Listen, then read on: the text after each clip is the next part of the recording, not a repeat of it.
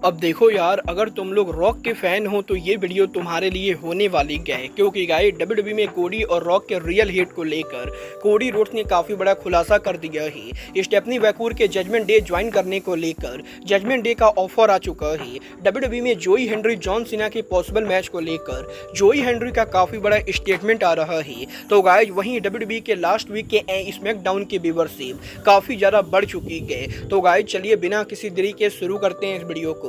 और गाइस सबसे पहले बात करेंगे डब्ल्यूडब्ल्यूई के स्मैकडाउन की।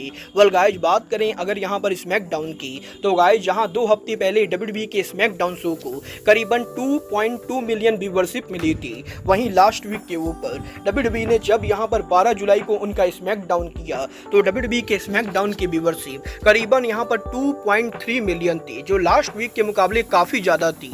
और डेफिनेटली ये कहना बिल्कुल भी गलत नहीं होगा कि डब्ल्यूडब्ल्यूई के 12 जुलाई का स्मैकडाउन शो व्यूअरशिप के मामले में काफी ज्यादा हिट रहा है। वेल देखना बहुत ही दिलचस्प होने वाला है कि इस हफ्ते डब्ल्यूडब्ल्यूई के स्मैकडाउन को कितनी व्यूअरशिप मिलती है। बट गाइस चलिए फिलहाल आगे बढ़ते और बात करते हैं डब्ल्यूडब्ल्यूई एनएक्सटी के upcoming pay per view WWE NXT no mercy की।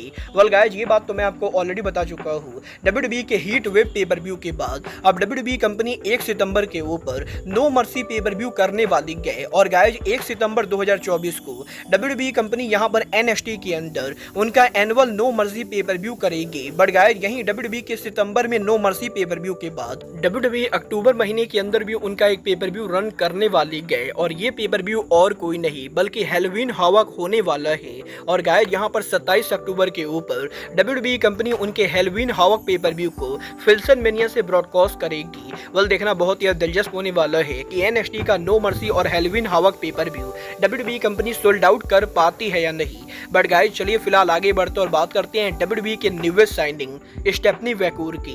वेल गाइस ये बात तो हम सभी लोगों को मालूम है। लास्ट वीक डब्ल्यूडब्ल्यूई ने स्टेफनी वैकूर को अपने कंपनी में साइन किया और डब्ल्यूडब्ल्यूई के वैकूर को साइन करने के बाद पिछले 2 दिनों में वैकूर ने यहां पर मैक्सिको में डब्ल्यूडब्ल्यूई के लाइव इवेंट के ऊपर बैक टू बैक 2 बार परफॉर्म किया है।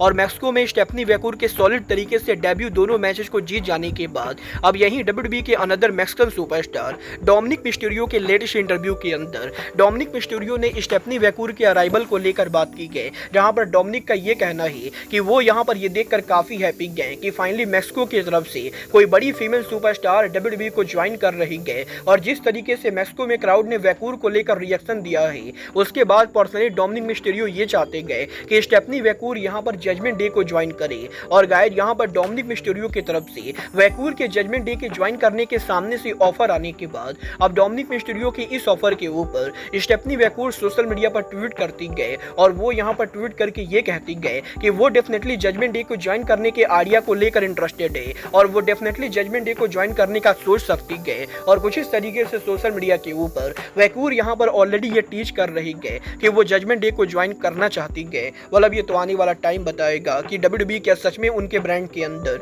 स्टेफनी वैकूर को जजमेंट डे में डालती है या नहीं। बट गाइस जहां तक बात रही डब्ल्यूडब्ल्यूई की, तो गाइस ये बात तो हम सभी लोगों को मालूम है कि next year John Cena WWE से रिटायर हो रहे हैं। और यही सीना के रिटायरमेंट से पहले अब यहां पर रिक फ्लेयर ने डब्ल्यूडब्ल्यूई में सीना के लास्ट टाइम चैंपियन बनने को लेकर बात की गई। गाइस यहां पर ये बात तो हम सभी लोगों को मालूम है कि जॉन सीना और रिक फ्लेयर दोनों डब्ल्यूडब्ल्यूई में 16 टाइम चैंपियन बने गए। और अगर यहां पर सीना के रिटायरमेंट से पहले वो एक और बार चैंपियन बन जाते गए तो वो रिक फ्लेयर के रिकॉर्ड को ब्रेक करके सबसे ज्यादा बार चैंपियन बनेंगे। और यहीं इस हफ्ते रिक फ्लेयर के लेटेस्ट इंटरव्यू के अंदर फ्लेयर ने सीना के पॉसिबली रिकॉर्ड ब्रेक करने को लेकर बात की, जहां पर रिक फ्लेयर का ये कहना है कि वो यहां पर पर्सनली जॉन सीना की काफी रिस्पेक्ट करते गए। और अगर यहां पर जॉन सीना रिक फ्लेयर के रिकॉर्ड को ब्रेक करेंगे तो गाइस रिक फ्लेयर को पर्सनली इससे कोई भी प्रॉब्लम नहीं गए। और गाइस रिक फ्लेयर ये होप करते गए कि सीना के रिटायर होने से पहले सीना यहां पर एक बार और चैंपियन बने।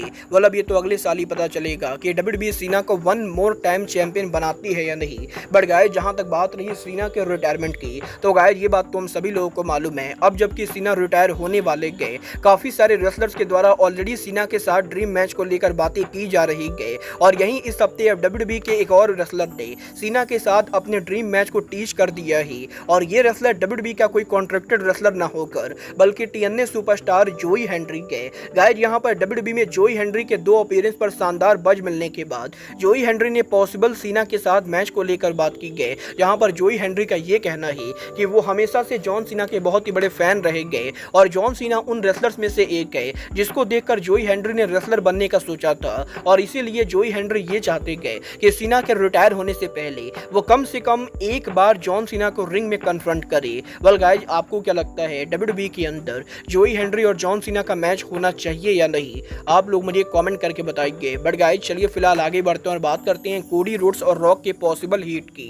वेल गाइज, ये बात तो हम सभी लोगों को मालूम है, डब्ल्यूडब्ल्यूई के रेसलमेनिया के पहले कोडी रोड्स और रॉक के बीच में काफी सारा सेगमेंट हुआ था और एक टाइम पर रॉक और कोडी के कन्फ्रंटेशन के ऊपर रॉक यहाँ पर कोडी रोड्स के फैमिली को मॉक करते गए, जहां पर रॉक बेसिकली कोडी को मॉक करके ये कहते गए कि कोडी रोड्स के एल्डर ब्रदर डस्टिन रोड्स और उनकी सिस्टर का जन्म कोडी के जन्म से करीबन 30 साल पहले हुआ था। और गाइज एक्चुअली कोडी रोड्स के फादर डस्टिन रोड्स कोडी को कभी जन्म देना ही नहीं चाहते थे और कुछ इस तरीके से जब यहाँ पर रॉक के द्वारा कोडी रोड्स को रिंग में उनको यहाँ पर मॉक किया गया था तो गाइज कोडी रोड्स को पर्सनली ये चीज काफी बुरी लगी थी। और गाइज कोडी का ये कहना है कि रिंग के अंदर जब यहाँ पर रॉक ने कोडी रोड्स और डस्टिन रोड्स के एज को लेकर बात की और जब यहाँ पर रॉक ने कोडी रोड्स के फैमिली को मॉक किया तो वो चीजें यहाँ पर कोडी रोड्स को काफी बुरी लगी थी, क्योंकि गाइज ओरिजिनली स्क्रिप्ट के अंदर यहाँ पर कोडी रोड्स को नहीं पता था कि रॉक यहाँ पर ये सभी बातें करने वाले गए। और क्योंकि रॉक यहाँ पर डब्ल्यूडब्ल्यूई के बोर्ड ऑफ डायरेक्टर के मेंबर रहे तो गाइज इसीलिए रॉक को डब्ल्यूडब्ल्यूई में पूरी फ्रीडम है कि वो जब भी चाहे प्रोमो में कुछ भी बोल सकते गए। और इसीलिए जब रॉक ने प्रोमो के अंदर कोडी के फैमिली को मॉक किया तो कोडी को ये चीज काफी बुरी लगी थी। बट गाइज यहाँ पर इसके बावजूद भी डब्ल्यूडब्ल्यूई के अंदर रियल में रॉक और कोडी के बीच में किसी तरह का कोई भी हिट नहीं गए और कोडी डेफिनेटली यहाँ पर रॉक के साथ एक और मैच रेसल करना चाहेंगे। वाला अब ये तो आने वाला टाइम बताएगा कि रॉक यहाँ पर डब्ल्यूडब्ल्यूई पर रिटर्न होकर कोडी से अगला मैच कब लड़ते गए। बट गाइज फिलहाल के लिए अब आज के इस वीडियो में बस इतना ही। मैं मिलता हूँ आपसे अपने अगले वीडियो में।